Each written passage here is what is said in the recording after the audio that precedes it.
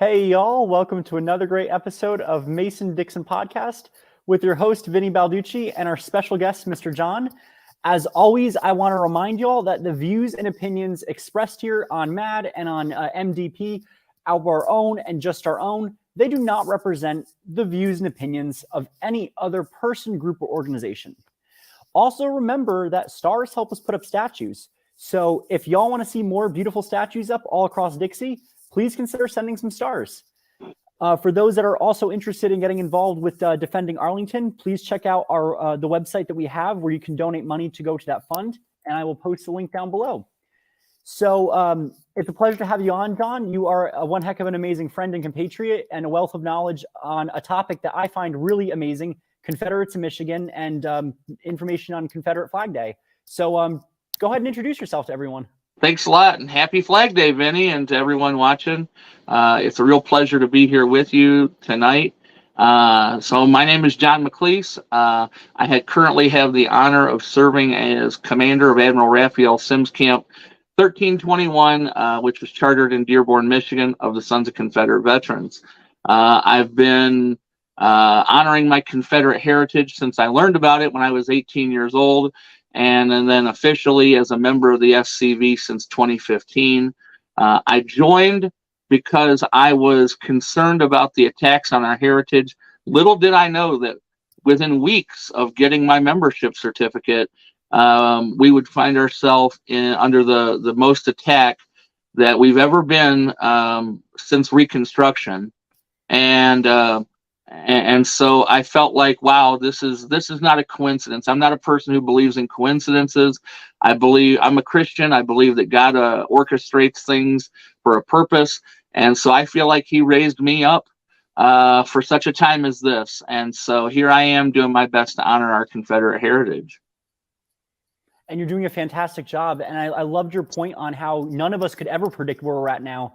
You know, and everyone does have their bottom line or their line in the sand that when it's crossed, it's like, I got to do something.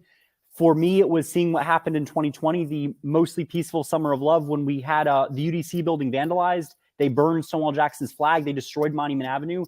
At that point, I said, I'm done. I got to speak up. I'm done being quiet. And I went from being the most quiet person on my heritage to being the most vocal. It was a full 180, and I'm glad that I made that leap and never looked back. I will never forget that day, Vinny, as long as I live, because that was the first Saturday night going into Sunday, that we were going to be able to go back to church at my local congregation after all the COVID restrictions. We had been doing live streams for weeks, and so finally we were going to be able to gather back together. And I remember I woke up that Sunday with so much joy in my heart. And then I got my phone and I turned on the news, and what I saw absolutely broke me. I was just devastated. I sat here and I cried. I literally cried. I'm not ashamed to say that, to see what happened in Richmond. It was disgusting. It was infuriating. It was maddening, saddening, all at the same time. And you're absolutely right. These things, every one of them, and I try to watch them as they happen. Because I want to get mad about it. I want to be angry about it. We should be angry about these things, because when we allow ourselves to have these emotions well up in us, they can cause us to stand up, to rise up, to be bold and proclaim, hey, this is wrong. Our ancestors were honorable. They're worthy of honoring. And by golly, we're going to stand up and we're going to raise our voice and say, I will be counted to honor the Confederate veteran. Absolutely. And what we do, we always do it with integrity. We do it with honor. And I love that shirt, by the way. Bright minds think alike. It has the flags in the back, the different Confederate flags. Yes, yes. And that's my favorite thing, is because, you know, and I always love the programs. You know, I was at Stephen Dooley Institute, and Teresa Rohn gave a wonderful program. And one of the pieces of it is that people are ignorant, and they really are ignorant. And that was also in several other speakers' program. They had Dr. McLean, her program, the same thing. People are really ignorant to their history. So they're not aware that when you say Confederate flag, that is a broad term. But ultimately, as you know, Confederate flags are American flags. And if they win with that one issue, getting rid of the battle flag, they will get rid of everything. And, you know, I'll go out there, I'll go flagging. We have New Jersey flaggers. We had an event today. That's how we celebrated Confederate Flag Day, because that's today. And I can't tell you, I've had people say, I agree with what you're doing, but that makes everyone look bad in Jersey. Or my favorite, I agree with what you're doing, but why don't you do a First National? Fun little fact about that. I had the First National and I brought it to the state capitol thinking I'd be a little bit more discreet. That First National, within 2 seconds, someone came up to me that was one of the counter protesters and said, I disagree with your flag and this and that. They knew exactly what it was. And then I found my one picture on, it was like Socialists of Jersey. It was some socialist site that we had here. So you have my picture with the First National and then a picture of what the flag looked like. So are those people that don't like us, they know exactly what the flags look like. So for those that think you're being discreet by having a First National or Bonnie Blue, they know. Yeah, here in Michigan, just like in Jersey, it's tough, man. I consider us to be somewhat similar to the special forces of Confederate heritage fighters, because we're behind enemy lines 24/7. We're so cut off from our command structures, if you will, and so it's not easy. It's not easy at all to be doing what we're doing here in the states that we're in. But just because it's not easy doesn't mean it's not worth doing. Most things that are worth doing are worth, whether it's hard or not. Most things worth doing, though, are not easy. And so we have to stand up all across the country because Confederate veterans, after the war was over, first of all, that we know for a fact, it's undeniable, Confederate veterans came from all over the United States, what we call the United States today. We had Confederate veterans who came from New York, New Jersey, Delaware, Michigan, everywhere throughout the entire known Union of the time. And then after the war, there were Confederate veterans who moved outward into the North and into the West for work, for various reasons. Here in Michigan, they came because of the timber industry early on, and then their descendants began coming up here to continue on with the timber industry. And then obviously the automotive industry brought a lot of them up. I know a lot of my family from the South comes from Kentucky. And so the old saying down there is they taught you the 3 R's in school: reading, writing, and Route 23 North. And literally, I've been told by numerous people about how on Friday after about 5 o'clock, the freeway was jam-packed, or the roads south were jam-packed with cars heading back south, people going back to see their family in the South.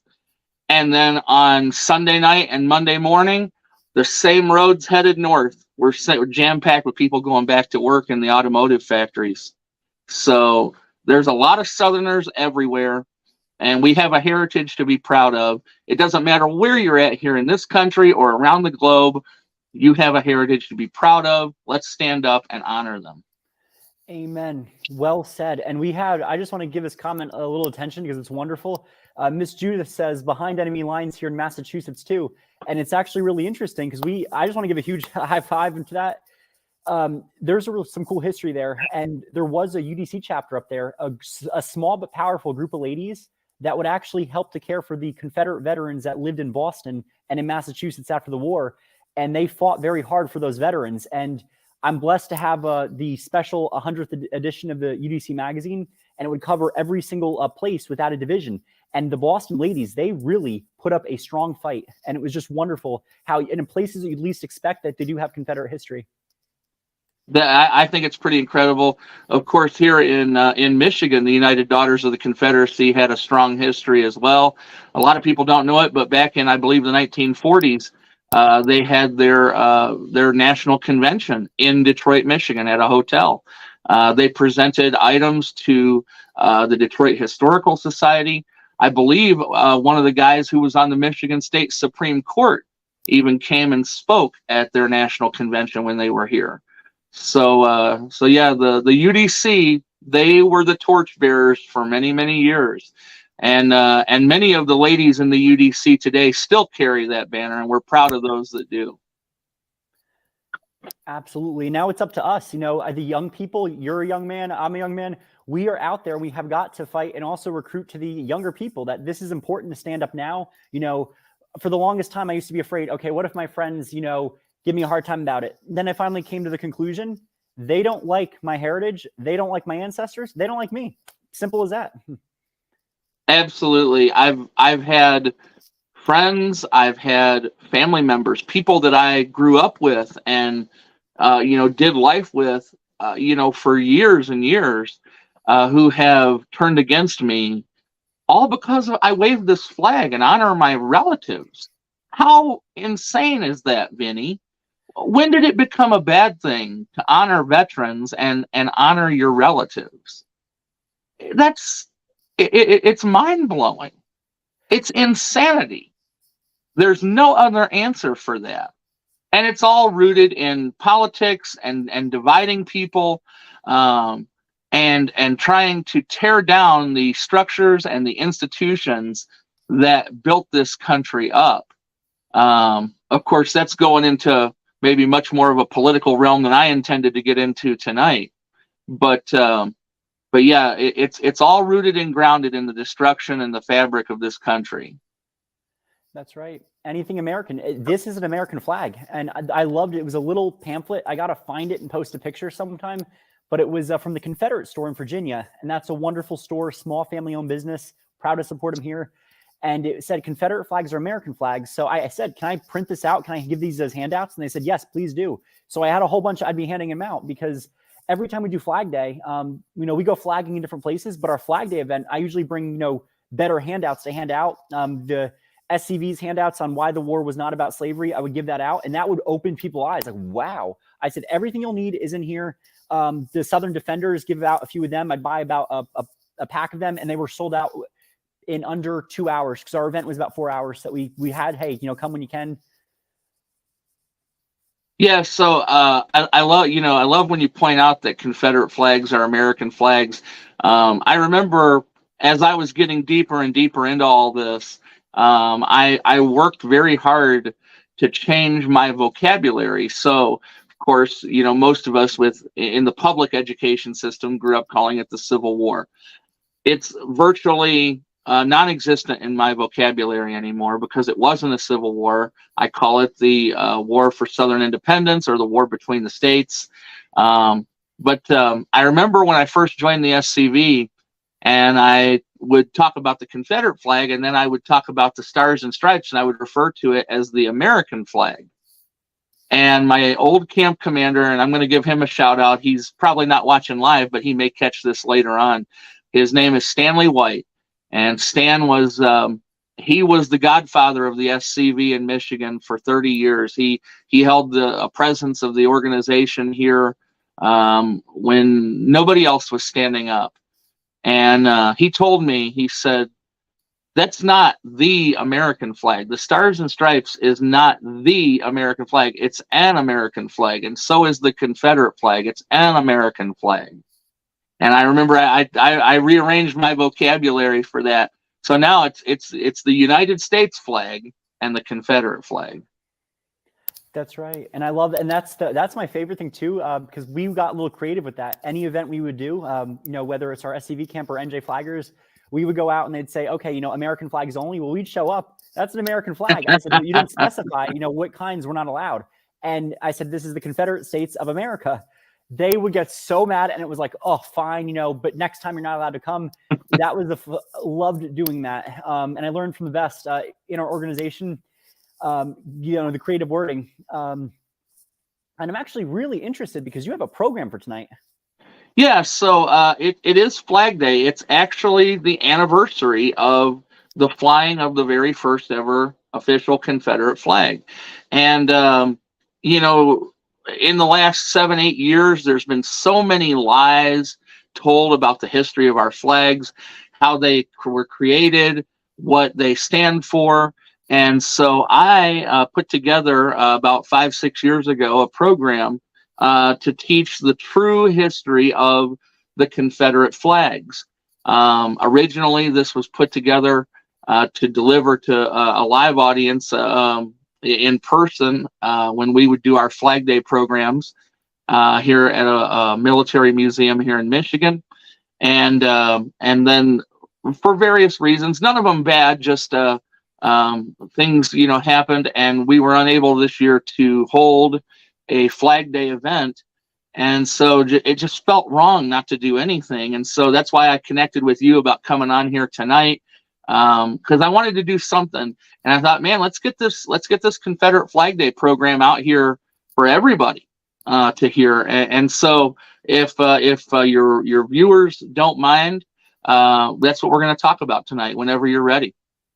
The floor is all yours, my friend. And this is what I like about our platform here. We do a little bit of commentaries. Today we do some history, and the history programs are great because, it's history that all can enjoy. And I tell people sharing is caring. So the only thing I ask of my audience is please give this video a like and please share this. Any kind of history group, any kind of, group that would be wanting to learn more, your personal page, get the information out there because, it's hard to find genuine information on the true history.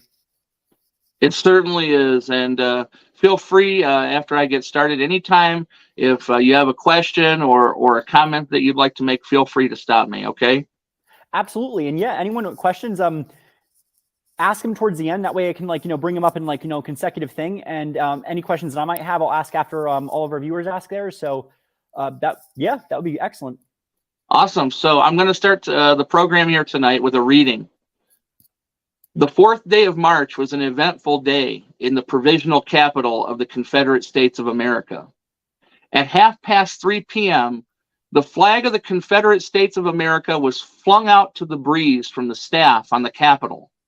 And as its proud folds gradually unclosed, it seemed to wave defiance to the northern wind that came rushing down from the Potomac.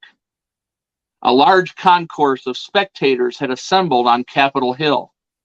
And Miss L.C.T. Tyler, one of the fair descendants of the Old Dominion and a granddaughter of the venerable ex-president of the late United States, had been selected to perform the principal part upon this occasion. When the time had arrived for raising the banner, Miss Tyler steadily and with heart throbbing with patriotic emotion, elevated the flag to the summit of the staff. Cannon thundered forth a salute.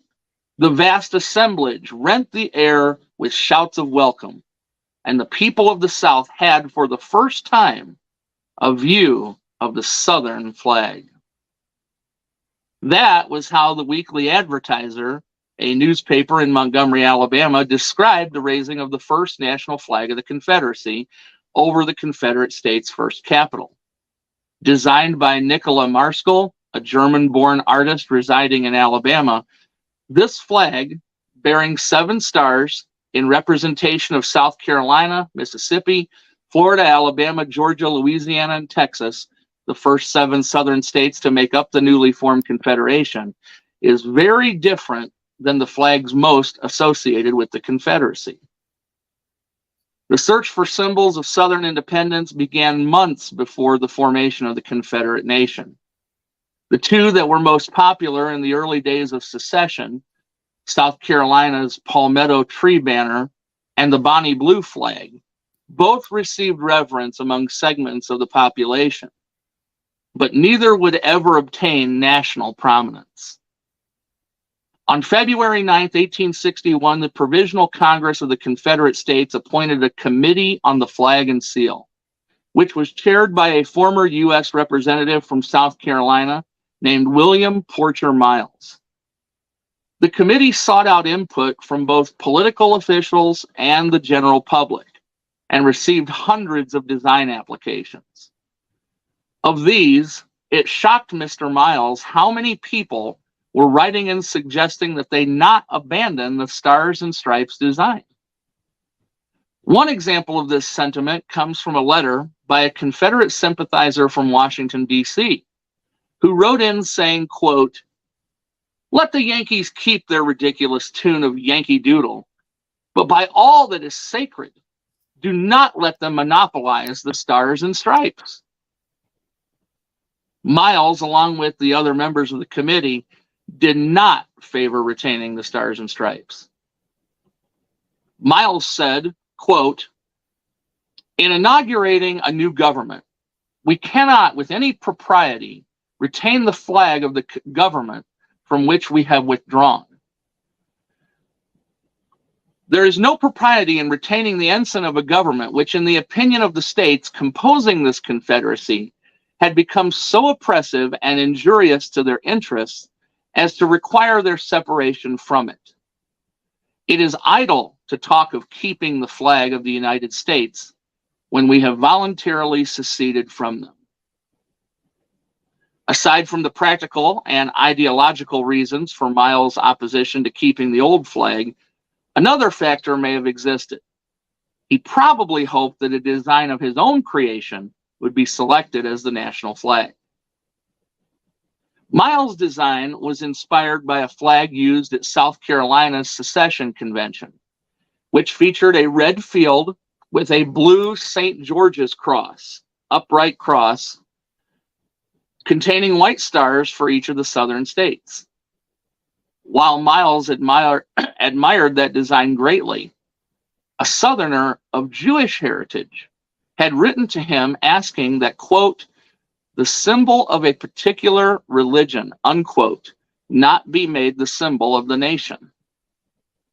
Miles acceded to this request when making his design and replaced the upright cross with the diagonal cross, a St. Andrew's cross.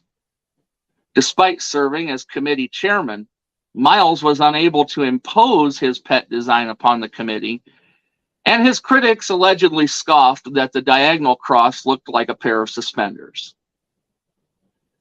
In the end, the committee conceded to the strong and earnest desire to retain at least a suggestion of the old stars and stripes, approving the design that first flew over the Confederate capital, which became unofficially known as the Stars and Bars.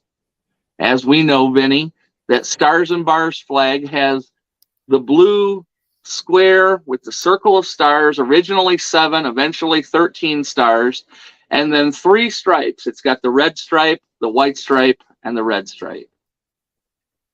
As new states were admitted into the Confederacy, additional stars were added, but the basic design, the basic design of the national flag would remain unchanged throughout the first 27 months of the new nation's existence. At first, it was the object of popular enthusiasm, even being celebrated in song and poetry in the months following its adoption. But it soon proved impractical on the battlefield. The first major engagement of the war between the states occurred on July 21st, 1861, near Manassas Junction in Prince William County, Virginia, when the Confederate Army of the Potomac, commanded by General Pierre Gustave Toutant Beauregard, confronted the invading Federal Army. The inexperience of the troops on both sides with executing complex military maneuvers made it a very confusing battle for both soldiers and commanders. And adding further complication was the similarity of uniforms and battle flags. At least one Confederate regiment fired on another Confederate regiment, reportedly because it was unable to distinguish between battle flags. General Beauregard recalled dramatically that late in the afternoon of the battle, when, quote, victory was already within our grasp, he spied an unidentified force on his left flank.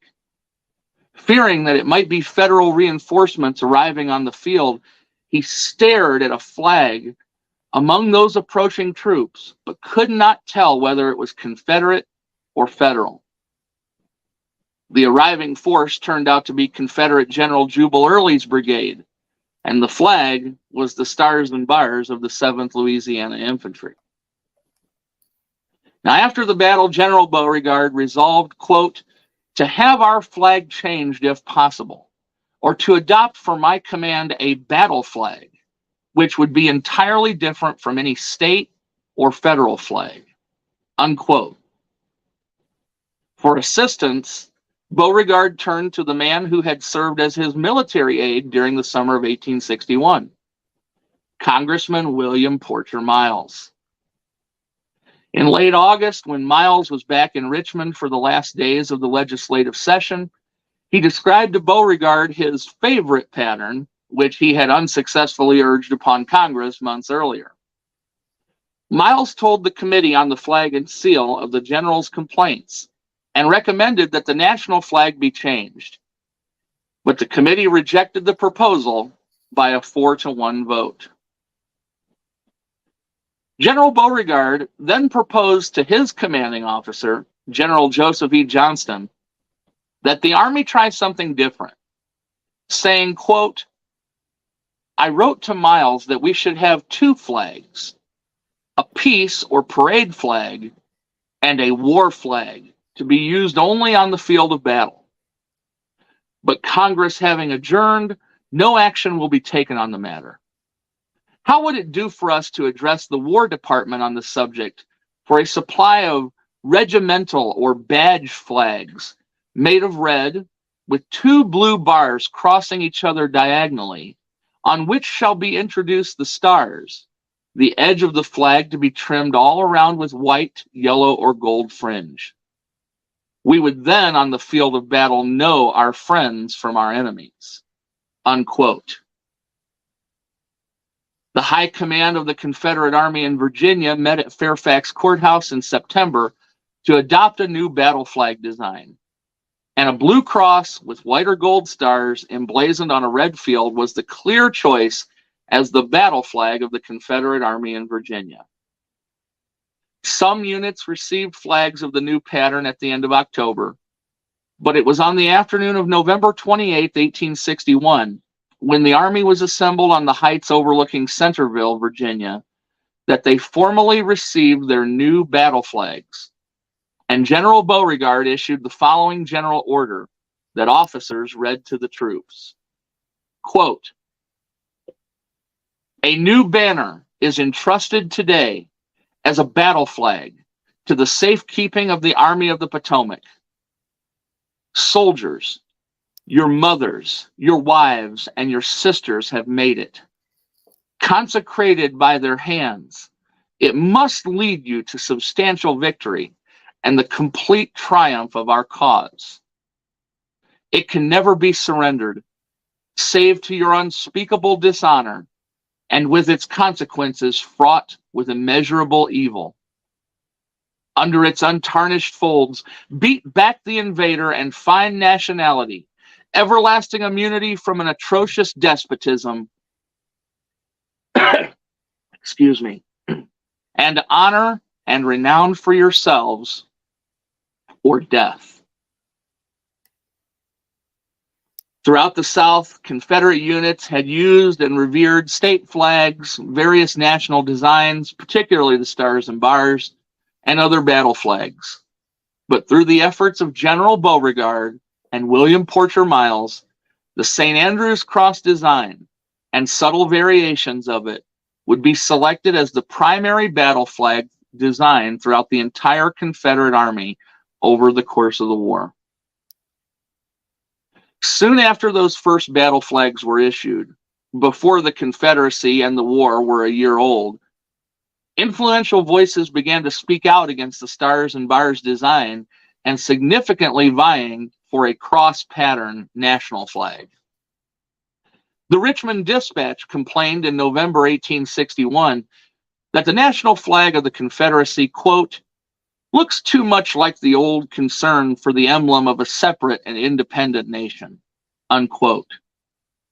A month later, the New Orleans Delta denounced it as, quote, "the hybrid bunting that was useful during our transition state from attempted to confirmed independence," unquote. The growing disenchantment with the old flag quickly carried over into official circles. The Confederate Congress continued to receive suggestions for national flags, and House and Senate committees considered them. The Richmond Examiner reported on March 28, 1862, that the only clear consensus among the committee members was that, quote, "that the flag should be as unlike as possible the stars and stripes of the United States." Debates over possible designs would go on throughout 1862 and the first 4 months of 1863. Writing from Charleston, South Carolina, in a widely published letter of April 24th that year, General Beauregard voiced his support of incorporating the battle flag into the national flag, asking, quote, "why change our battle flag? consecrated on so many battlefields. A good design for the national flag would be the present battle flag as Union Jack, and the rest all white or blue. Congressman Peter Gray of Texas thought along the same lines as General Beauregard, saying that if such a flag were selected, quote, then we would have the battle flag of glorious memories and a white field signifying purity, truth, and freedom. Finally, on May the 1st, 1863, after many months of much debate in the committee, the Confederate Congress sent the newly passed National Flag Bill to the desk of President Jefferson Davis, which he signed. The Flag Act specified that the new flag was to be a white field, quote, with the Union to be a square of 2/3 the width of the flag, having the ground red, thereon a broad salter of blue, bordered with white, and emblazoned with mullets or 5-pointed stars, corresponding in number to that of the Confederate States, unquote. The adoption of that flag, which soon became known as the stainless banner for its pure white field, was the first official government recognition of the Confederate battle flag. A large stainless banner was produced in time to drape the casket of Lieutenant General Thomas J. Stonewall Jackson as he lay in state in the House chamber of the Confederate Capitol in Richmond, Virginia on May 12th. I'm going to interject from my normal program for just a second because I want to point something out. There's a popular theory that goes around on the internet that says there was a gentleman named William Tappan Thompson from one of the southern states who designed the Second National. And that they keep quoting this article that he printed in some of the newspapers. He was a newspaper editor that said that he had a design sent in that was exactly like the Second National, and that this white field on the flag was to represent the purity of the race, the white people. That had no bearing. There's no record that his design ever actually made it to Congress. It was William Porcher Miles and General Beauregard who had this flag worked on, and primarily General Beauregard is considered to be the one who authored and originated the idea for this design of the flag, and it had nothing to do with white supremacy. So I just want to make that clear. Anyone who says William Tappan Thompson was the designer of this or any other Confederate flag is lying to you. And I've got the historical facts in the books to prove it if anybody would like to know. Now back to the program. Reaction to the new flag was favorable.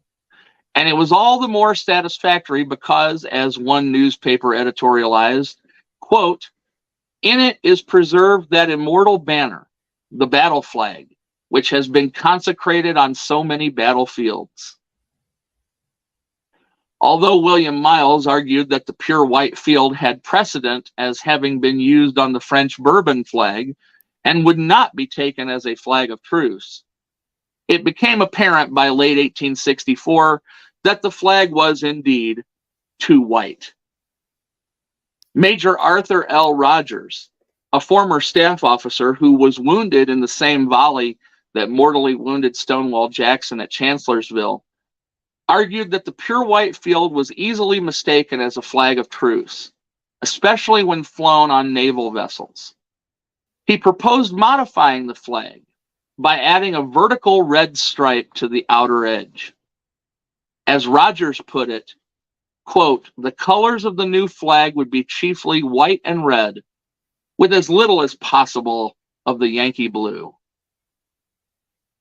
In one of its last acts, on March the 4th, 1865, the Confederate Congress adopted this design, commonly referred to as the blood-stained banner, as the third national flag of the Confederacy. But it would not have a chance to see or gain wide use or acceptance.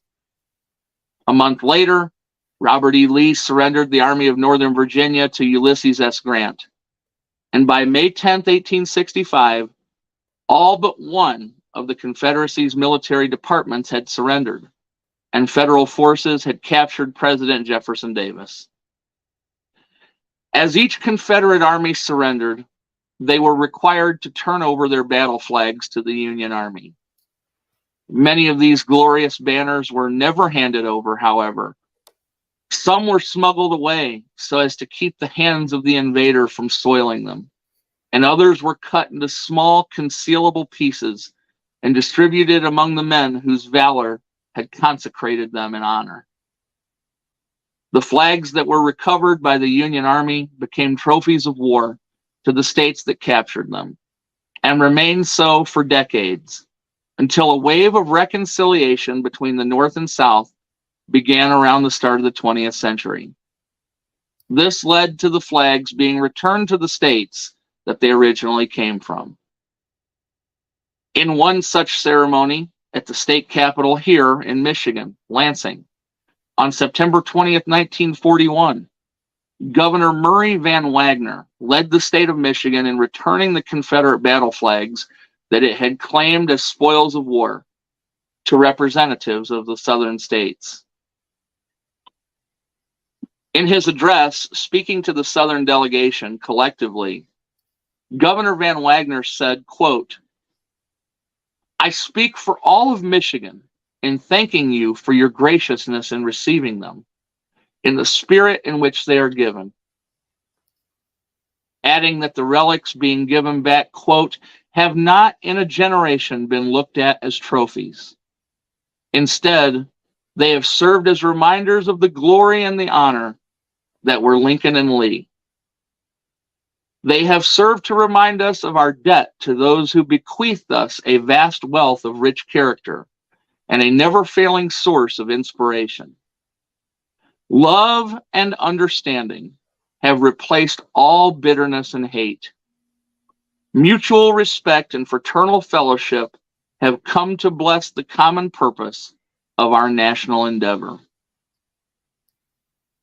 The glorious banners that were returned by the federal government and the northern states, along with a few others being donated from private collections, have since become prized pieces at museums around the country, where many of them can be seen on regular display today. That, Vinny, is the true history of the Confederate flags in a nutshell. For most of the last 157-58 years since the war's conclusion, Confederate flags have largely been viewed in a positive light. Aside from being used at veterans reunions, memorials, and parades, they became instantly identifiable symbols of the best aspects of Southern life and tradition, and have been used by many as a banner representing political independence movements and resistance to perceived tyranny, both here in this country and around the globe.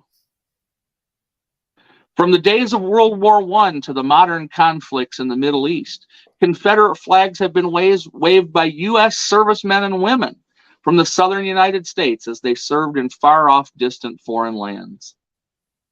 One original Confederate battle flag is said to have been carried into combat in 3 different wars. According to Lieutenant Archibald B. Hogue, Jr. of Tennessee, a Confederate battle flag that he carried with him while serving in France during World War II was first taken to that country in World War I by his uncle, and had originally been raised over a southern town by his grandfather, who was serving as a Confederate soldier. Now, if I'm not mistaken, that is the picture of the next person I was going to mention. That is, I'm pretty sure, Julian D. Dusenberry, who when in the U.S. Marines, and he was from Florence, South Carolina, when the U.S. Marines entered the captured ruins of Shuri Castle, Okinawa, Japan, on Memorial Day of 1945, the first flag that Captain Dusenberry raised was a Confederate flag, and he had reportedly done the same months earlier on Peleliu Island. During the Korean War, American troops officially carried the United Nations banner because U.S. forces were fighting under the auspices of the UN. This led to servicemen looking for other flags to fly unofficially. and many from the southern U.S. chose the Confederate battle flag. And as I'm old enough to remember for myself, during the dramatic collapse of communism in Eastern Europe from 1989 to 91, the people of the former Soviet bloc countries poured into city streets to celebrate their new freedom from tyranny. Period photographs show that among the flags and banners appearing in those crowds was the Confederate battle flag. Lastly, almost every United States president, from Woodrow Wilson to Bill Clinton, has at one time or another proudly posed with the Confederate flag and or used its imagery while campaigning for office. In the entertainment world, they've been used to sell music albums and concert tickets for major acts that tour the globe, like Lynyrd Skynyrd, Charlie Daniels, Tom Petty, and Kid Rock. And they have prominently been associated with the good guys in major Hollywood movies, like Smokey and the Bandit, and popular television shows like, of course, the generation-spanning hit, The Dukes of Hazzard. Now, it cannot be forgotten that our flag has also been misused and misappropriated over the years by certain organizations and individuals as visual symbols of their nefarious social and political viewpoints. And those who have done so are largely responsible for the negative image these symbols have been given in recent times. Compounding the problem are the dishonest efforts of most in politics, academia, and recent media to paint the flag as a symbol with only one meaning: racism. Unfortunately, there is no legal measure that can stop anyone from hijacking any historic American flag for hateful use. The SCV was unsuccessful at suing such organizations when the courts ruled that the Confederate flag is in the public domain and open for use in any free expression of speech. But it's another problem when we give in to hate and lies, either by becoming hateful or by letting those consumed with hate set a historical narrative that's factually deficient. We must reject and stand against this, refusing to let the hate and lies win on either front. We, the sons and daughters and descendants of Confederate veterans, have to denounce and oppose any group or individual that attempts to use or redefine Confederate symbols for nefarious modern-day agendas.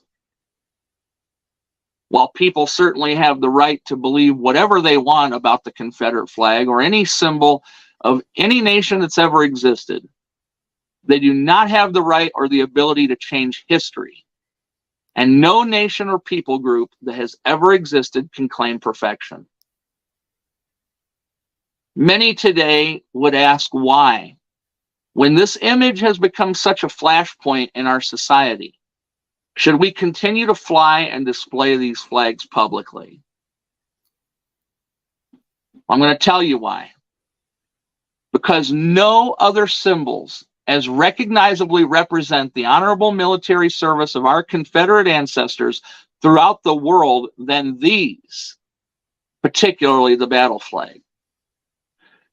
These are the banners that inspired so many to strive towards securing Southern independence, that nearly 1 million Southern males followed as they marched into battle, that old men and teenage boys rallied around in defense of their families, homes, communities, and home states from an invading military force, shedding sweat, blood, and even limbs, and that more than 250,000 men sacrificed their lives to defend.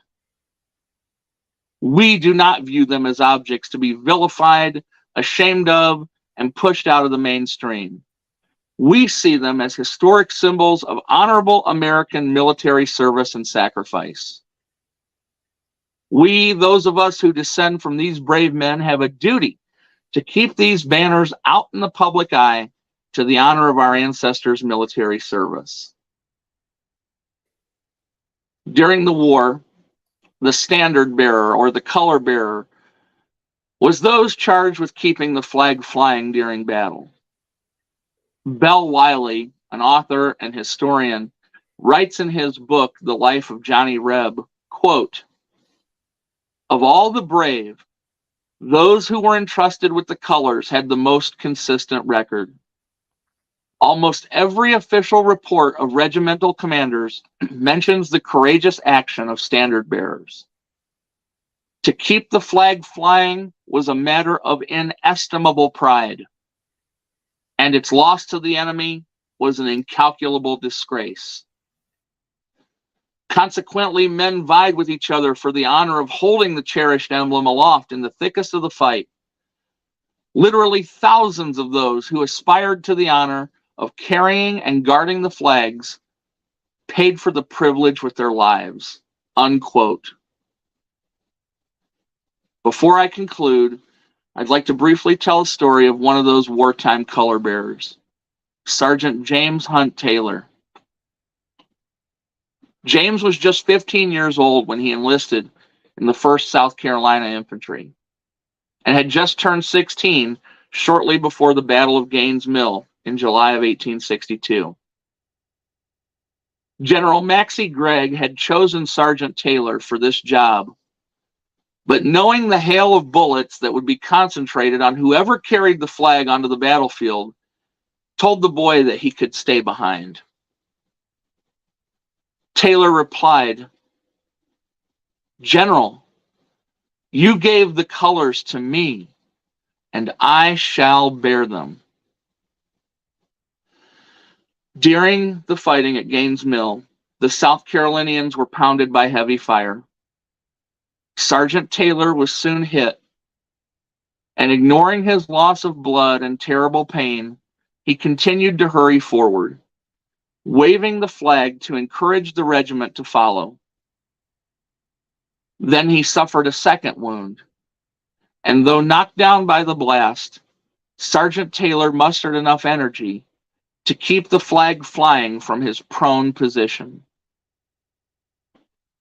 Upon seeing the color sergeant fall, Corporal Shubrick Hayne dropped his weapon and took the South Carolina flag. But Sergeant Taylor managed to stand up and stagger behind Corporal Hayne, who had taken but a few steps before he was mortally wounded. As the flag dropped from Corporal Hayne's hands, Sergeant Taylor took hold of it again, and once again attempted to inspire the men as he stumbled in the direction of heavy enemy fire. For a third time, Sergeant Taylor was wounded, this time mortally, as a projectile smashed into his chest. As the flag fell from his grasp, he collapsed upon it, and the blood of another Southern patriot baptized the Confederate flag in honor and glory as he died. If it was good enough for our ancestors to fight for, then let's rally behind them under that same old Southern cross. If we're not proud of them enough to publicly display their flag in their honor, then do we truly think they're worthy of honoring as much as we say? Let the words of Sergeant James Hunt Taylor to General Gregg be the pledge of each descendant of Confederate veterans that we make to their honor. You gave the colors to me, and I shall bear them. The end.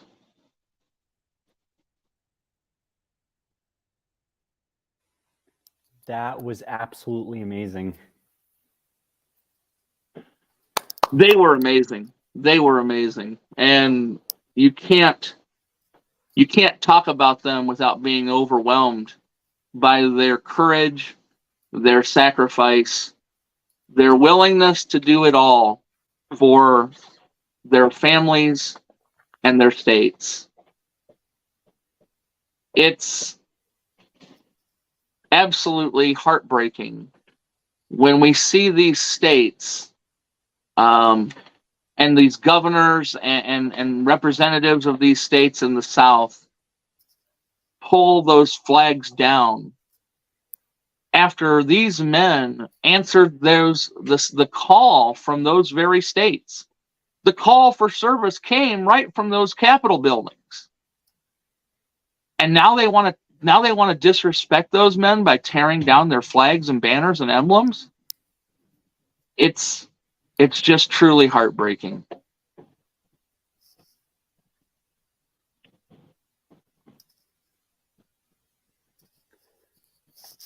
I could not agree. I'm like, oh wow, this like really hit hard in a good way.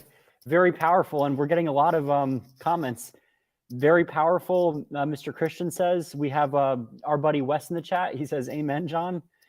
Wes, good to see you there, buddy. I miss you guys. Him and Travis Archie from Missouri. Solid dudes. I got to spend the whole time I was down in Georgia for the national reunion with those guys, and they took me in like I was one of their own. And I am one of their own nationally, but I mean they couldn't have treated me any better. We really became brothers on those days and hours. One more hill, boys. One more hill. Heck yeah. Mr. Bryan says, what a great and accurate account. Thank you, sir. And Wes before said, that's my buddy, John McCleese. Proud to get to know him at the 2022 National Sons of Confederate Veterans reunion in Georgia. We visited a lot of battle sites together in those days. I remember y'all were going everywhere. It was a hectic and fun reunion. One more hill, he says, John. Yes, sir. And, if I can, Vinny, I think about how disgusting this society has become. Our ancestors, in the years immediately following the war, they worked so hard to come back from that and come back from Reconstruction and to build for us these incredible visualizations of our heritage, whether it be the flags or the monuments, the work that they did, it inspired generations and generations of men all across the country. Robert E. Lee was as revered throughout the whole country, 50 years ago, 60 years ago, as was George Washington. But somewhere along the way in the last 50 or 60 years, something's changed. And between TV and entertainment, video games and the internet, all these things have worked together to kind of take away interest in civic groups and heritage societies. And unfortunately, while we, not necessarily we being you and I or all the folks that are watching here tonight, but we as Southerns, generationally speaking, while we slumbered, believing that the work was done, others were misusing our ancestors' flag, and others still were working very, very hard to create a narrative that would cause the public to turn against honoring Confederate heritage and heroes. They've bullied and scared us into hiding the Confederate battle flags in the closet when we should have been flying them from every household, every building, every flagpole, every light pole, outhouse, doghouse, and anywhere else you could put one up. They convinced us to compromise. And that word, I hate that word. Compromise. I can't tell you how many times I've heard and read so many supposedly proud Southern sons and daughters say, well, we should compromise on where it's displayed and its public visibility, and we should maybe fly the First National because it doesn't incorporate the battle flag, so they'll leave us alone after we do that. But how can we convince anyone to honor or respect the memory of Confederate veterans when we hide their flag like it's a dirty magazine or something else to be ashamed of? Our side has compromised more than the porno industry, in that now those dirty mags are considered socially acceptable art, while we've let them force us to take the flag of our ancestors, something that's actually honorable, and bury it from public display. If you think I'm exaggerating, I can turn on basic cable TV today and see smut that never would have made the air 25 years ago. But I've seen here in my own area, news stations blur out the Confederate flag when somebody waved it at a parade. That is the fault of our side because we compromised. And I dare say that if we hadn't compromised on the battle flag and not allowed them to shame us into hiding it, we would not have seen one flag or one monument come down in the last 8 years. I 100% agree with you. And to your point, how do you get from this beautiful Lee Chapel with the flags that he fought, died, and bled under to this? Resources. Call 911 if you're triggered by Lee Jackson Day. We're going to have a special program. And look at this is what Lee Jackson Day is having now at their college. Stripping. How is that honorable? But then you have a dress code now that says you can't display Confederate flags, whether it's a First National, a battle flag. You can't wear gray uniforms, and you can't wear anything with CSA on it to go and honor General Lee. So we were actually banned from seeing him. How do you go from this to this sad state of affairs? And your point, I 100% agree with.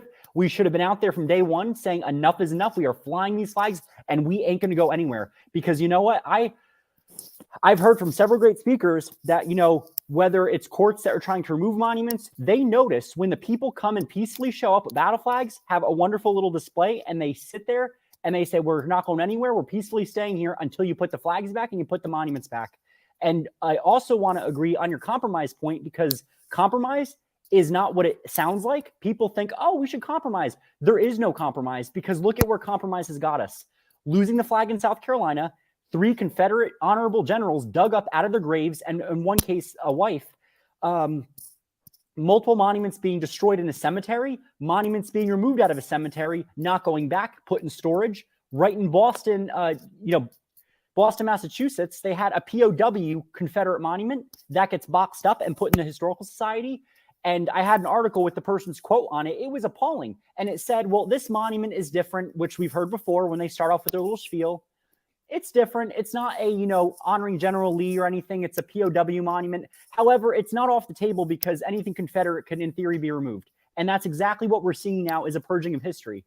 But I do want to keep things on a positive note, and I think y'all will be impressed with this. There was a success story, and it went hidden under the radar. If you go to Hastings-on-Hudson, New York, there is a huge and beautiful United Confederate Veterans Monument that is in there in the cemetery.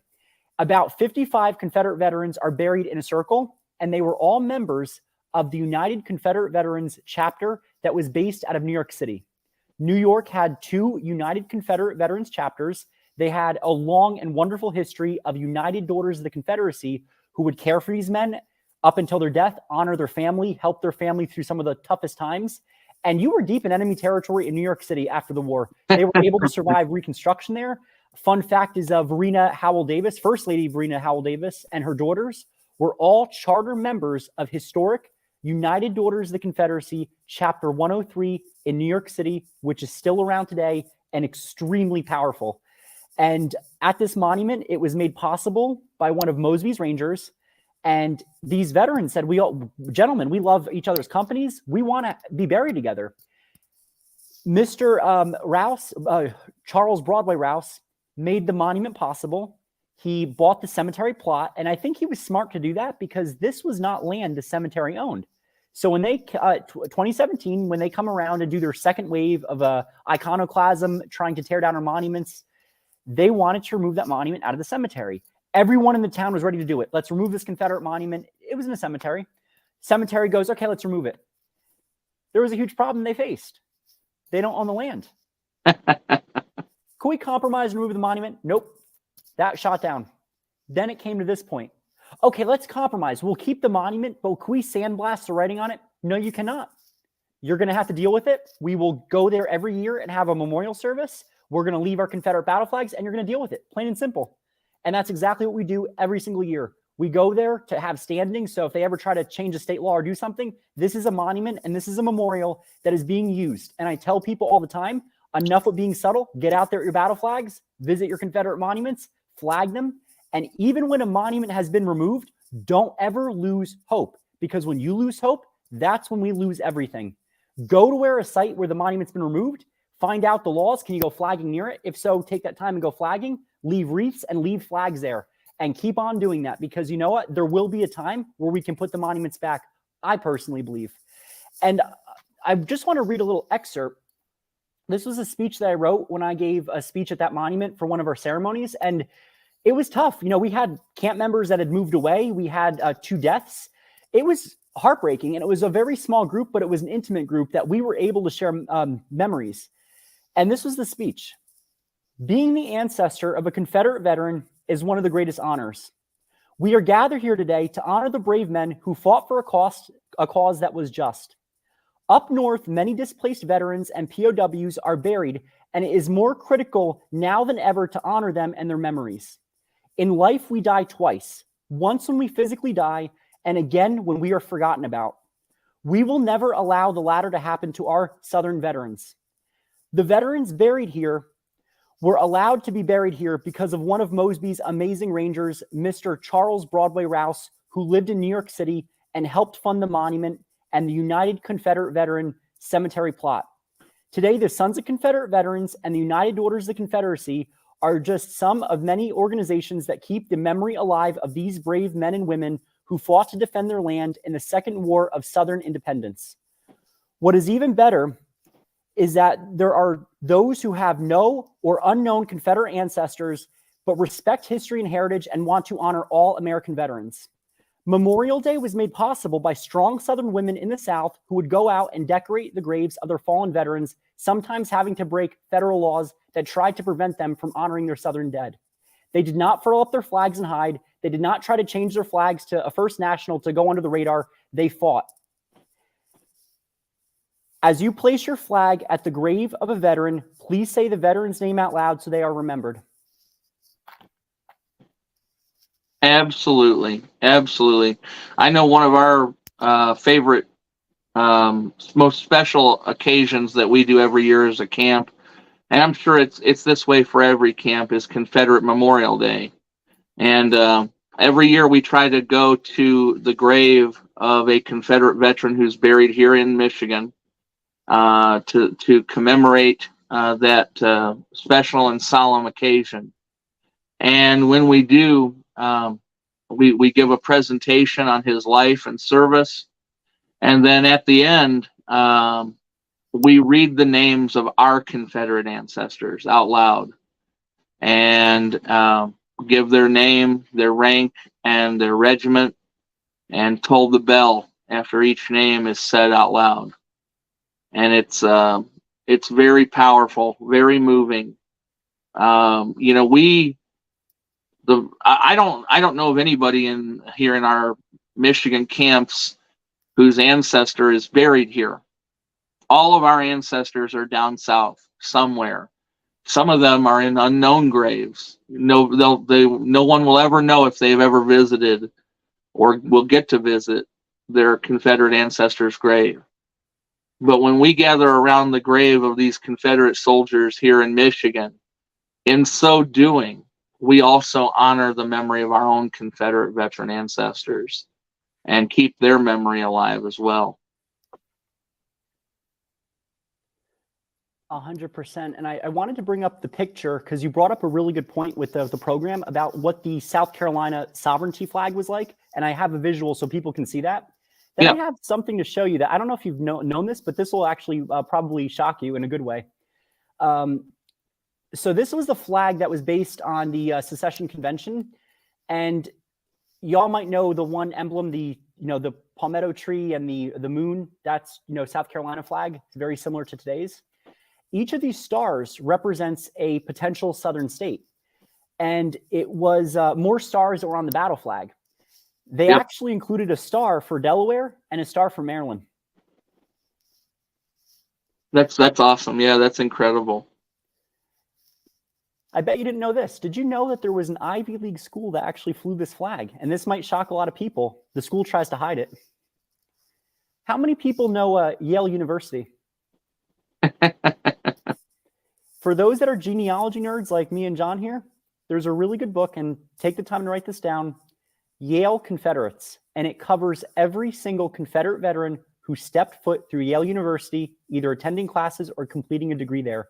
Yale and Princeton were two strong Ivy League schools with strong Southern ties, and they were proud of those Southern ties even after the war. This is a picture of what happened at Yale University when the war was about to go on. They found this flying at their college. Wow. That's for the drawing. That was Yale University, and the South Carolina Sovereignty banner flying. That's incredible. No, I didn't know about that, Vinny. That's cool. It's just such a beautiful sight, and it's something that really shatters that narrative that there were a lot of people up north that supported the South. Well, when secession was in its early stages, the vast majority of the North was in favor of letting them go in peace. They didn't see any reason to shed blood over this issue of secession. And then the Lincoln administration got involved. As we know, James Buchanan was the president when secession began. And then in March of 1861, Lincoln took office. And he was the one who began moving the chess pieces toward war. And I don't know if this is true or not. I've read in several books that it was the Northern bankers who really pushed Lincoln into doing that. That originally they were in favor of letting the South go in peace. And then all of a sudden they started realizing, oh crap, if we do this, we're losing all this money that comes in from the South. We can't do this. And so Lincoln, of course, did what the money men told him to do. And then about halfway through the war, the money men came back. They were sick of seeing their sons and daughters shed their blood and die. And obviously up until about the halfway point of the war, the South was winning a lot more than they were losing. And they came back to Lincoln and they said, hey, maybe we ought to rethink this. And Lincoln told them, nope, you guys are the ones who pushed me into getting this thing going. And now we're going until it's all the way done. It's really impressive that you bring that up, because I actually heard that today during our flagging event. We had a very nice lady. She is going to be 80 years young. She is she goes out there flagging with us. She is a fighter and a half. She drives all across the country. During, when COVID started, she would normally go to Europe. All that stopped. She didn't let that stop her from living. Not only did she go out flagging with us when we started our group, but she would go and do, different trainings in, Christian meditation. So we would do like prayer readings. We would breathe. We would still meet up for church meetups, and just a wonderful lady. And it was interesting because she wanted to know more about the Southern heritage. She does have some roots in South Carolina. And she mentioned that today about the bankers and how they were the ones, pushing Lincoln, and how Lincoln didn't put the brakes on the war. And she goes, after taking the time to study this, she goes, I want no more Lincoln dinners. I want to start having a Lee Jackson Day dinner. Absolutely, yeah. So that it just shows you that education goes a long way. And this is like 3 years in the making. And it's up to us, me and John going out there, giving these programs out, educating. You can flip hearts, and that's how you win this cancel culture battle. I have a program that we're doing at, our group. We're going together and we're giving some programs to a church that is a Christian church, and they love Confederate heritage and they want to learn more so they can be informed. That's so important, Vinny. And here in the North, it's maybe not as easy to put some of those things together. I know you and I work awful hard to get it done in the times that we can. But, we don't have we have some Confederate veterans buried in New Jersey and Michigan and our other northern states. But we don't have a lot of strong places that have a strong connection to the Confederacy or to the war. The majority of us. But even with that being said, there's other ways and other opportunities to get out there and honor your heritage and share your heritage. I understand that there are people who, they feel like they can't, for whatever reason, maybe fly a battle flag from a flagpole in their front yard. I don't put you down if you're in that position. But what I do say to you is, if you can't put one outside your house, you can display one in your house, and you can also wear one on your person. I live literally minutes from the southern edge of the city of Detroit, and everywhere I go, I wear shirts and hats with the battle flag on it.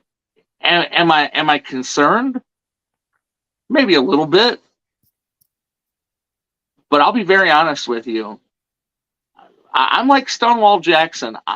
God's appointed my time for death. I don't concern myself with such things. I have a duty to do. And even if you feel like you can't do that, man, study and talk to people about this history of ours. You know, it's an incredible heritage that we have, a heritage of bravery and courage and sacrifice, of Christian character. I just had an opportunity over the last weekend to go on a retreat with some brothers from our church, and there were some folks from other churches there, and I was wearing a Stonewall Jackson t-shirt. It doesn't have the battle flag on it, but it's got Stonewall Jackson's image right here, and there was comments all about it. Everybody was asking me about it, and one of the guys that was there a little bit later on, he didn't remember my name when we talked again later, but he started calling me Brother Stonewall, which was humbling. But you know, if you're a Christian, if you go to church, my goodness, the southern people, I mean, that's the Bible Belt. So many of our southern heroes, Lee and Jackson in particular, have such great stories of faith and Christian character, and you can talk about that with your brothers and sisters in Christ. Even someone like Nathan Bedford Forrest, who during the war was not himself yet a believer, but he even at that time he had strong respect for Christianity, ministers, and then of course later in his life, he devoted his life to Christ. And it's one of my favorite stories. If you ever have an opportunity, look up and read the funeral oration that was given at the first funeral of Nathan Bedford Forrest. And the minister talks about how when Forrest got saved, he had just preached a sermon on the one who builds his house on the sand versus the one who builds his house on the solid rock foundation. And after Forrest heard that sermon, he went up to the minister after the service and started crying and said, "I am the man who built my house on the sand. I want to build my house on the solid rock. I want to build my life on Jesus." And the minister led him to Christ. And even though Forrest wasn't perfect after that moment, which none of us are, he strove to live his life for the Lord. These are things that you can share with brothers and sisters at church. They're great examples of our faith and testimonies of our faith. And these testimonies should not die. They should continue to be told for generation after generation. You know, it's our duty to find ways to come into commonality with other people and share these things. Whether it be maybe you're a gun nut. I'm a Second Amendment guy, but maybe like guns are your thing. You know everything about guns. Start talking about the firearms used in the war between the states. You know, there's just so many different avenues and areas that you can do this in. If you go to gun shows, I know that the Kennedy brothers, through their program, the Confederate Legion, have produced these pamphlets for gun shows. That's awesome. I mean, what a great way to just pass them out to people. You're not really being pushy about it, but it gets the word out there. Now, yeah, maybe a half, maybe 75% of them might just go in somebody's pocket, get folded or crumpled up and wind up in the garbage. But even if 5, 10, 15% actually take the time to read them, man, what an opportunity to reach hearts and minds that is. And speaking of reaching hearts and minds, I mean, there's just no other way like just displaying the battle flag. I know, Vinny, that for me, my first memory of seeing the battle flag was the Dukes of Hazzard, being at my mama's house down in Kentucky. And she had the old TV with the antenna, the rabbit ears on top, and we would tune it in, move the ears around just to get the best picture we could, and seeing that that General Lee Charger flying across the screen with the battle flag on top. It was, to me, as a child, the most beautiful flag I ever saw. It was captivating to me. I didn't know doodly squat about the war, but I knew that flag was beautiful.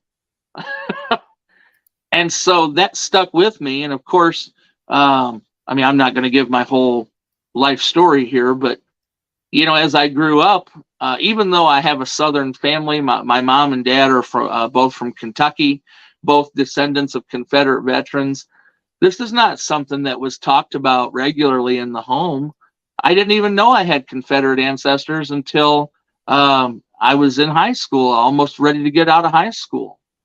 But then when I learned that I had family who fought and died under that flag, and I went through and I studied the history and I learned what the war was really about, what they were truly fighting for, independence and defense of home and hearth and home state.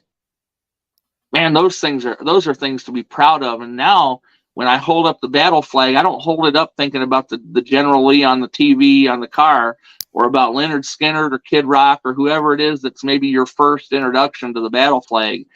I hold it up and I think about great-great-great-grandfather John Bumgardner, who was a private in the 6th North Carolina Cavalry Company A, who fought for 3 or 4 years under that flag. I mean, the sacrifices that he made would have been absolutely incredible. He had small children at home, a wife and small children, and he left them. He was from an area in Tennessee that was highly pro-Union. The company, the North Carolina company that he was in, is the only organization of Confederate troops that was raised in his county in Tennessee. So think about the opposition that he faced from friends and neighbors and family members. He had a brother that fought for the Yankees, but he stood up for the South. And man, that makes it incredibly personal to me. Yeah, that's right, Brian. That's right. That's what makes it personal. If you can find a Confederate ancestor, study them, find out who they were, find out where they were. There's incredible ways to find out the history of you may not be able to find their personal biography. Excuse me. You may not be able to find exactly, what they did, or where they stood on a particular battlefield, but you can find out usually about where their company was on battlefields, or their regiment was at on battlefields. And that'll give you an idea of what they went through. Mr. West says you both are an inspiration. Most of us are in places with strong Southern sympathies. If you can do it, we can do it. We need to be bold, more bold. It is even easier for most of us. It will be surprising how receptive the public is to our heritage. I 100% agree, Wes. Enough hiding behind or saying, I don't have anything against the First National or Bonnie Blue, but when you're doing it to hide it behind it, then I have a problem with that. This is the flag that our ancestor fought, died, and bled under. Army of Northern Virginia as well. Go out there, go flagging. When you do it, you change hearts. You talk to people. When we started doing flagging, probably in 2020, we went from maybe it was 3-1 negative. Now it's 3-1 positive. All very positive. It's now rare to get a one middle finger salute, to which we just smile, wave, and say, God bless you. Yeah. And we have and everyone who's there, I make them sign a sheet, a little waiver. So I have all these rules, and they agree to them. And that way, if the media tries to paint us as something else, well, guess what? They sign a contract. So people that don't sign it aren't allowed to go flagging with us. And it's all been a very positive group. We started with about 8 people. We're now at almost 80 something. total. And these are potentially future members of UDC, SCV. We've gotten new UDC members from flagging. We've gotten a whole bunch more SCV members from flagging. We had a local police officer who he saw what we were doing, wanted to know more. He needed help with genealogy. We found several amazing ancestors, and his family tree shocked him. He had family members that would go between New Jersey, Rhode Island, South Carolina. He has a Confederate dentist that's his one ancestor that is buried in Hollywood Cemetery and is in the Hollywood Cemetery book. Wow. That's awesome and incredible. And you're right. I mean, I can't speak for your area. You know much more about New Jersey than I do. But man, the Metro Detroit area there are fields that are ripe for possible members of these organizations because so many Southerners did come up during the auto industry boom. My dad was one of them who brought my family here. That's why I was born here, and I'm a Southerner born in economic exile. That's how I classify myself. And so there's areas around here. One local city is called Taylor, Michigan. It's affectionately referred to as Taylor-tucky because so many people from Kentucky settled around and in Taylor. There's even a group here in an organization it's generations old now, called the Kentuckians of Michigan. The Kentuckians of Michigan, and their whole thing is pride in being from Kentucky or having Kentucky ancestry and heritage. And so Kentucky's not the only state that had a lot of people come up here. All the everybody was coming from everywhere to work in the auto industry. A matter of fact, one of our Confederate veterans that's buried here in our state, his son was the inventor of the Hupmobile, which was an older car. Of course, nobody knows about the Hupmobile today, but at one time it was a well-known product throughout the country. So there's all kinds of different ways you can talk to people and reach people. I see Brian asking if I'm coming to the national reunion this year. Brian, I wish I could. Just some personal matters. I'm very blessed to still have a place in the South that's been passed down in my family for generations. It originally it started in my family when my Confederate veteran ancestor moved from that North Carolina, Tennessee border to Southeast Kentucky. And unfortunately, it's not the original house or old home place, but it's still the same land. And we've got a newer modern structure there now, but it needs some TLC so that it'll be a place that we can continue to go for generations to come. So I've got to spend some time down there this summer and take care of business there. God willing, I'm trying to work everything out that I'll be able to make Charleston next year. I'll be driving down to Charleston in 2024. I did have an offer. I have a cousin who's got a place in Hot Springs, and it wasn't even connected to the reunion. He's trying to get me to come out and bring my mom to stay with him for a few days. And I was like, man, I'd love to. I said, if I do, it'll be in July because I'm coming in for the reunion. But it's not going to happen this year, unfortunately. I'm going to miss you a lot there because it was amazing getting to meet you in person, and it was amazing. And I got the blessing to meet Mr. Wes and Travis, and they're patriots. And they're young gentlemen that they're leading that charge in Missouri, and Missouri has a lot of fighters. And that was yes. Wes and Travis are absolute they really are. They're rocks in the Southern Heritage community in Missouri. I would storm any hill with those guys. and we stormed a few down there in Georgia. That's why me and Wes keep saying one more hill, boys, because man, we went on this hike at one of the battlefields, and I didn't even realize when we started out that we were going to be on a 3-mile hike. We were going up there to see the trenches, the original trenches, and we got started. And I remember as we started walking along, I start seeing the markers that tell how far you've come and how far you have to go. And I was like, are you serious? Like, this is going to be 3 miles? I didn't know I was signing up for this, but we made it. I really love that story because we actually had something identical happen. And this is like, and for those that are new and, want to learn more about either SCV and UDC, this is what happens. We build these lifelong bonds and friendships. And sometimes you have friends in many different states and you're able to unite and, have a great time at these reunions. So it really is an amazing occasion. We have a Lee Jackson Day event in Lexington. And if he's here, say hi, my buddy Brandon, wonderful guy, huge patriot in Virginia. And my buddy from North Carolina, Dave, we all got together and we did a hike up a historic mountain in Virginia. And this might have been the mountains that some of our ancestors might have gone through. And when you're climbing up a mountain and from experience, it is the most daunting task walking up because it takes forever. If you start sloping, then you're practically holding on to trees. By the time you get there, it's like a weight has been lifted off your shoulder. And then you got to go back down. So, but it's really 3 miles is 6 miles total. Yeah. It's a workout. It will push every ounce of your physical strength, your mental strength. And then we went for, dinner after, and it was just like said a prayer. And we did that walk and I had to drive home that same night. I'll tell you this for sure. If I had known when we started out that day what we were getting ourselves into, we would not have stopped and had greasy fast food before we got started. Oh, you did it before? No. Oh, that's even worse. After's better. Ouch.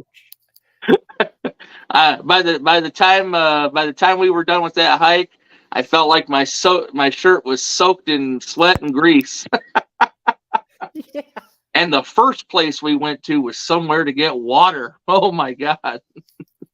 Oh, yeah, that was us. You have to carry. That's the one thing I learned, especially in the summer. Carry a backpack. Get you a backpack and carry like a good 5 or 6, maybe more bottles of water, a little bit of like salty pretzels, because it will drain you. And it's like just 1 more mile or, just a few more feet, 1 more hill. But I'll tell you this, when we did that, it was a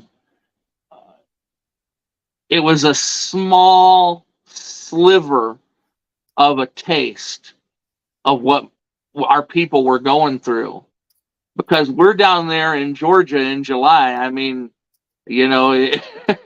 that's when they were there in '64 in the summer, and to imagine that they were doing that, and then they weren't doing it at a leisurely pace. They were having to run and for their lives. I just finished reading the book by one of the guys from the Orphan Brigade, and the tales that he would tell and the stories that he wrote, they were from his diary that he wrote during the war. So they literally are firsthand accounts, the majority of them. Just absolutely incredible. And so when you finish a hike like that, it's like, wow. As physically taxing as that was on me here today, imagine what it was like for them. And they're doing it with shot and shell raining all around them. That's right. Our ancestors, that's the other point I bring up, to whether it's my fellow camp members, whether it's to people that want to know more. Our ancestors had it a lot worse. If they could fight the war between the states, the war of northern aggression, if they could fight being at the prisoner of war camps where they were stripped of their dignity, fed spoiled food, no clothes, they were sleeping out in the freezing cold. If they had to fight through Reconstruction, we sure as heck can honor them by going out with their flags, changing hearts, educating people. That is a fraction of what our ancestors went through. And it really puts it in perspective. They wore wool in the heat of summer. They sometimes didn't have wool. They were missing shoes, walking through the ice cold of the Virginia mountains. It makes it seem minuscule what we're going through fully clothed while we're doing it. I've had friends and fellow members of the FCV try to get me into reenacting. I asked them if there's any winter reenactments, because I'd have to do it in the wintertime. I wouldn't survive in the summer. Oh, the only way I would survive in the summer, there's this one story I read about a guy in the Orphan Brigade. He was in battle, and And so he's running with his gun, and all of a sudden this bullet strikes his pants and knocks the last button that he had holding his pants up. So now here he is. He's got to choose. He's got one hand on his gun, the other hand on his trousers, and he had to make a choice at that moment. So he decided, hey, we'll go ahead and show him both guns.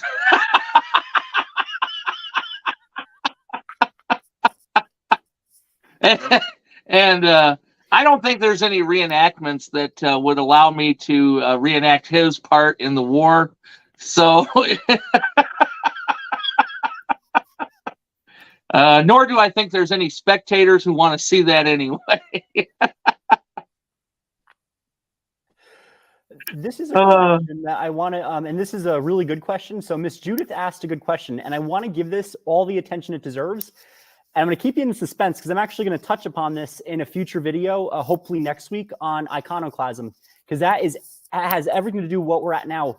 What's going on is not vandalism. It's iconoclasm, which is more sinister. It's more evil. Vandalism is just destruction for the heck of it. You know, senseless teens and just people that don't think, they just spray paint something or knock something over. Iconoclasm is stealing a person and a culture's icons for their own nefarious purposes. So the question is, how can they justify tearing down monuments to Confederate veterans when they were legally recognized as American veterans? I promise you, Miss Judith, and remind me if I ever forget, I'm going to try to cover this next week on iconoclasm. Basically, what I just want to quickly summarize as what it comes down to, there's a lot of politics that go into it, and that's where it can be detrimental. Like Virginia, for example, at one point had the best state law, and they've since gone back on that. And just because something is listed as a national, meaning like federal, historical landmark, that does not mean it's safe or protected. And that is how the monument in Boston that was at a national park got removed. The laws can change at the drop of the hat, and that's part of the problem. But I'm going to go more into that at some point. Yeah. Do you mind if I touch on that real quick? I was going to ask, because I did they remove monuments in Michigan? Because I remember there's like POW stuff there, and you probably would know more on this as well. There was a monument in Allendale. There is actually, thank God, it's still there. A monument in Allendale, Michigan, and it's a part of a park, a veterans memorial park, and they have monuments to honor the veterans from all the different wars. And the monument that is there to represent the war between the states has both a Union soldier, and as a part of his display, he's holding a staff with the United States flag, and then back to back with him is a Confederate soldier who's holding a staff with a Confederate battle flag on his flag staff. And I can't remember how long the monument's been there, 25, 30 years maybe. And this organization came in. The guy who started it has been responsible here in the state of Michigan for starting other organizations to tear crosses down in public places. There's no surprise there, because a part of the reason that they hate Confederate heritage is the strong connection to Christian heritage.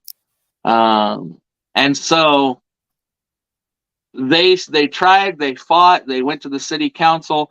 I want to give props to the commander of the other Michigan camp, Major General Patrick R. Cleburne, Camp 2257 out of Grand Rapids. The commander of the camp, Jim Perkins, he went and spoke at the public hearing, along with and in conjunction with a lady by the name of Mrs. Wenda Four. And she was the chapter president for the local Daughters of the Union Veterans of the War.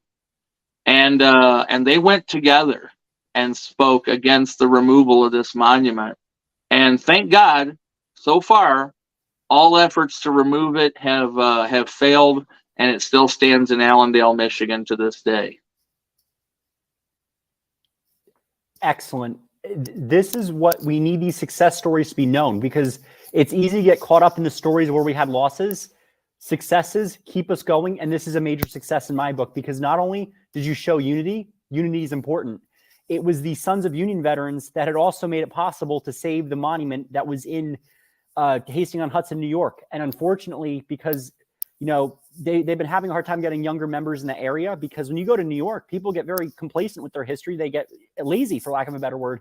And unfortunately didn't get enough younger people in that chapter, and it went defunct. And the men are still around in the area, those that are left, and they still will come up and, honor the monument, will place flags. And we're very grateful for them, because it shows that we are united. And the more united we are, the more those that want to tear us down won't be able to do their job and tear us down, because it's not just Confederates are coming after. They're now coming after Union monuments. New Jersey voted to remove their Union statue from Statuary Hall because he was a white Christian male. That was the only reason they gave. They took him down, and they put up a monument of Alice Paul. Only thing that Alice Paul did in New Jersey was go on a hunger strike and get force-fed with a giant feeding tube. That is who they thought they would rather honor in New Jersey than a veteran. So there's that. And you've had several Union monuments get removed, toppled. You've had World War I monuments come down. You've had multiple things like that happen. And then Mr. West, I'm so sorry to hear this. He says, I won't be able to make it to this year's reunion either, but I am planning on North Charleston. I will see both of y'all there. And Wes, I'm going to miss you. And yes, the hiking in Resaca, Georgia.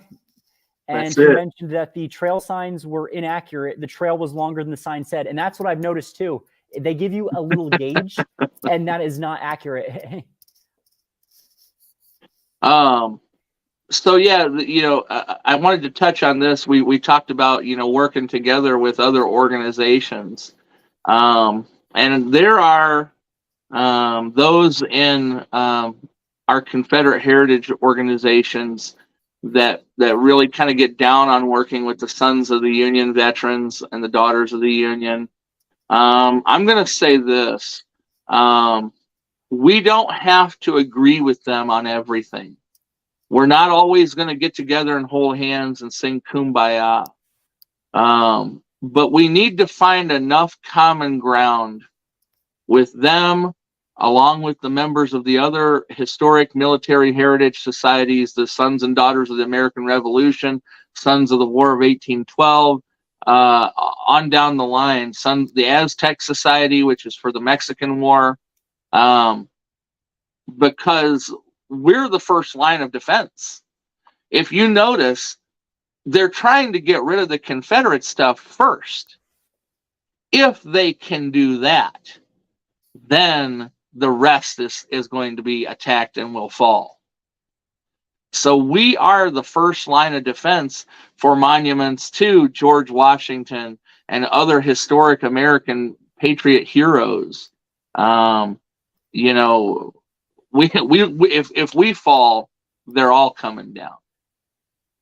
That's right. And I put up a few groups that some people might not know exist. These are also wonderful, sister and brother groups. One of them is Order of the Steel Magnolias. This I absolutely love. I'm a proud member of. You honor the Southern women in your family tree.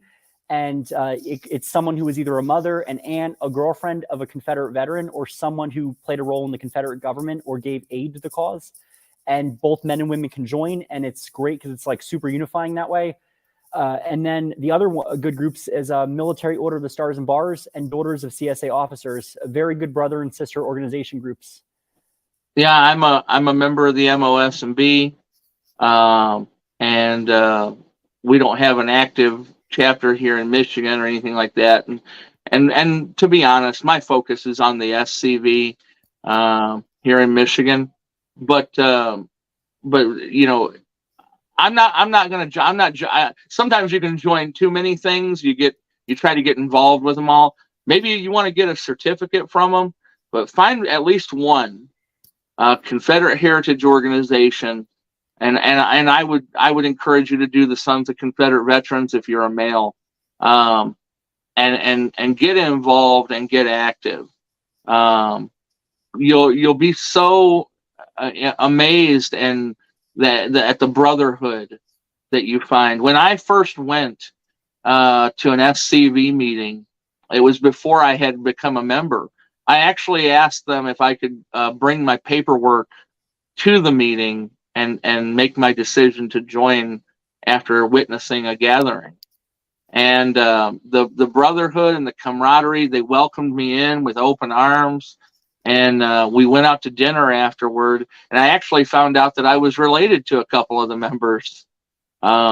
Distant, very distant relation. And so I promise you, you can get burned out in anything you do. There's every organization has politics. Every organization has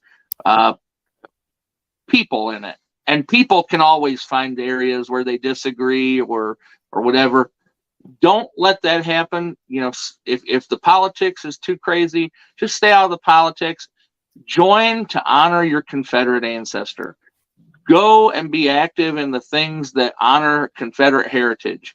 And if you decide you want to get more involved, that you can handle the heat of the politics or the personality conflicts or whatever, then go higher, get more involved, become an officer. But the main thing is join and be a part of this. I know here in Michigan, we've got members who are in the state who are not members of Michigan camps. And I'm sure that we have members in the state of Michigan who are members of other camps, and that's perfectly fine.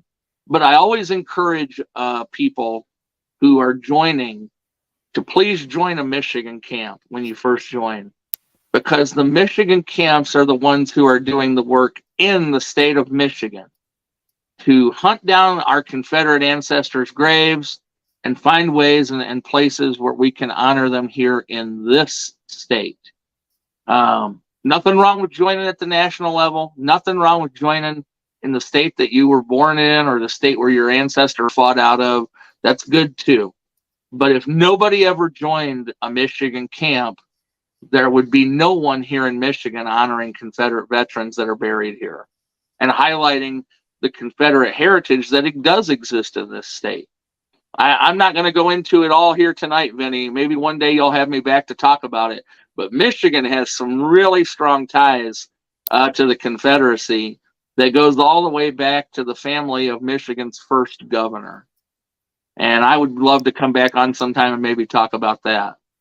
Well, you do know you're definitely coming back on here. You're going to be probably a regular on here, just a little surprise. The other thing, I have two questions for you. One of them is, so if there's any viewers that are watching from Michigan, how could they get involved with Michigan SCV? Is there a website? Is there like maybe a Facebook page, anything like that?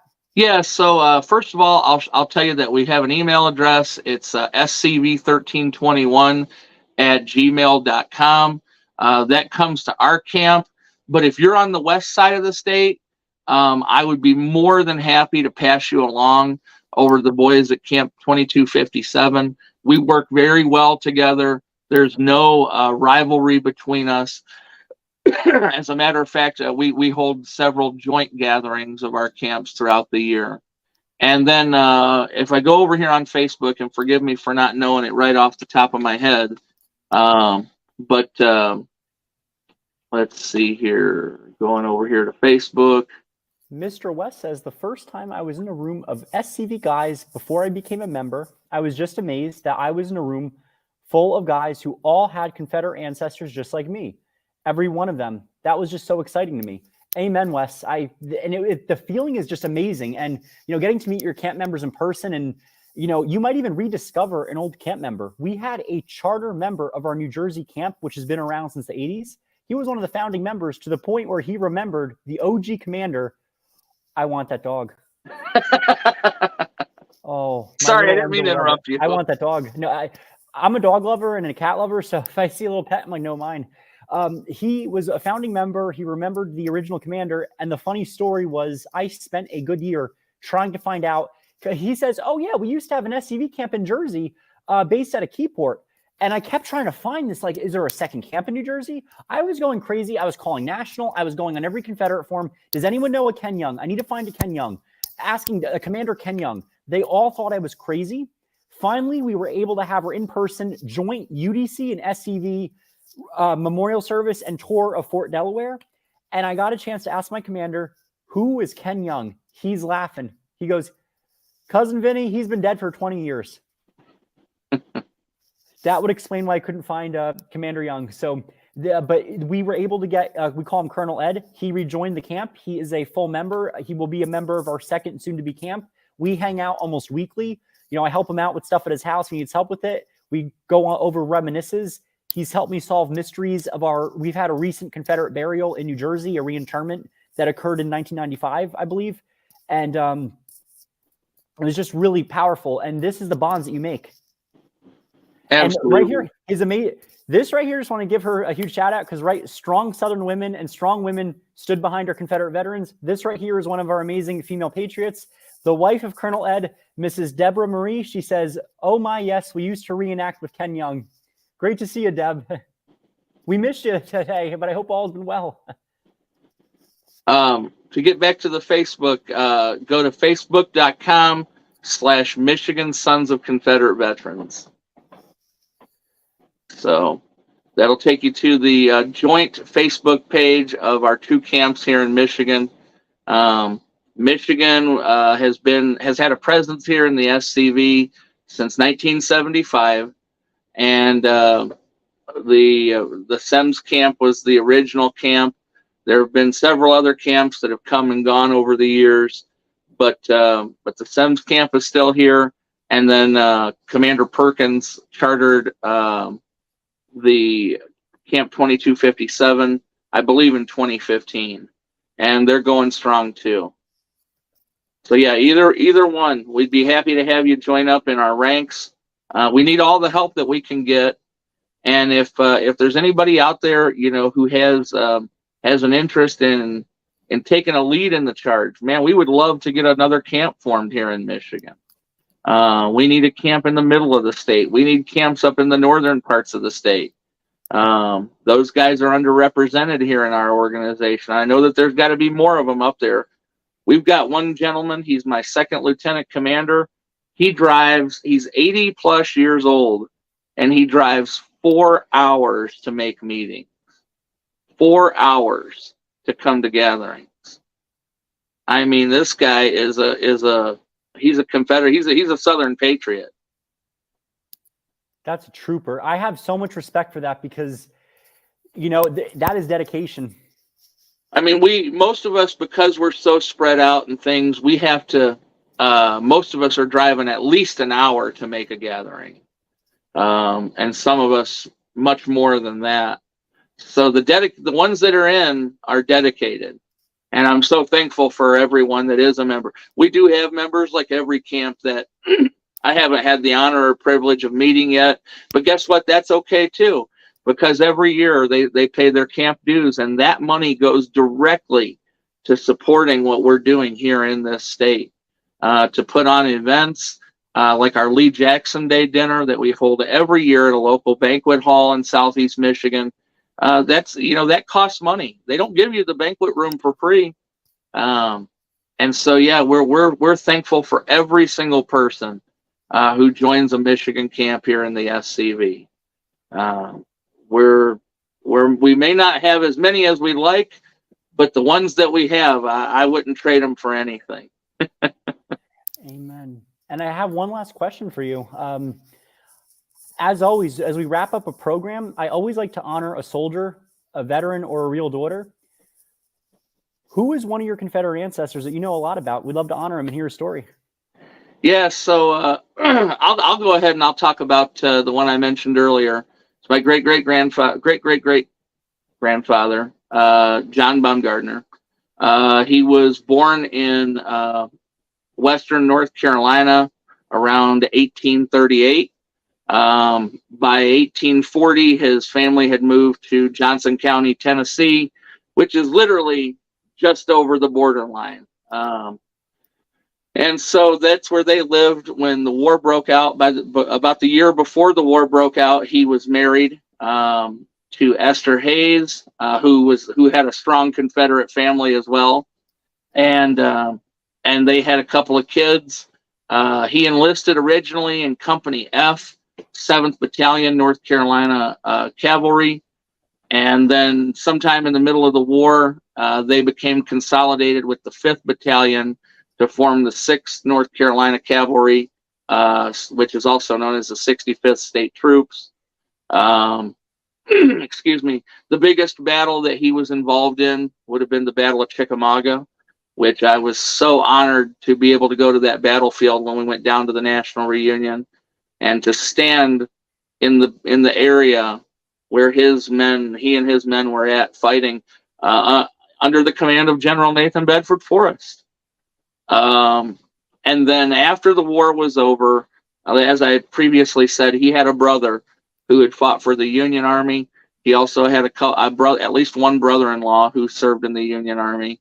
And I don't know for sure, but I suspect it was pressure, family pressure from the neighbors. The family moved back across the state line into North Carolina for a couple years. And then around 1870-71, him, his wife, his kids, and his dad packed up and moved to southeastern Kentucky, which I can't even imagine what that journey was like. But he established himself there and became the first postmaster of the town that he settled in. And that's where his descendants were at for generations. It's where my mom was born and raised. And that's where we still have our property today. So thanks, Vinny, I for the opportunity to give a shout out and a salute to honor the memory of Private John Baumgardner, 6th North Carolina Cavalry, my great-great-great-grandfather.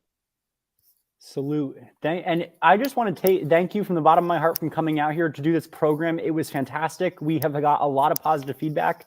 It really touched the heart. Just want to also address this, Miss Deborah. She had the privilege of attending Commander Ken Young's daughter's Civil War wedding. So much history. When you come from a visit, ask Colonel Ed about our great reenactments. Miss those awesome days. We're making those days come back. You know, we're all proud of this. So thank you. Brian says salute. I want to say salute to your ancestor. That's a huge honor. To have a Confederate ancestor is one of the greatest honors there is, in my opinion. Do you have any last thoughts or words for people that are out there? Just keep on keeping on. It's unfortunately it's not going to get any easier for a while, but there will be a day. I think about our ancestors who endured the post-war time and the Reconstruction era, and they had it harder than what we've got it right now. I mean, for crying out loud, those boys couldn't even wear a suit that was gray without being in violation of the law. They were forced to give honors to Union generals and troops and big shots. I mean, there was one lady after Lincoln was assassinated who they came through her town and they told her, you have to put black bunting and crepe or something black up on your house as a sign of mourning for Lincoln.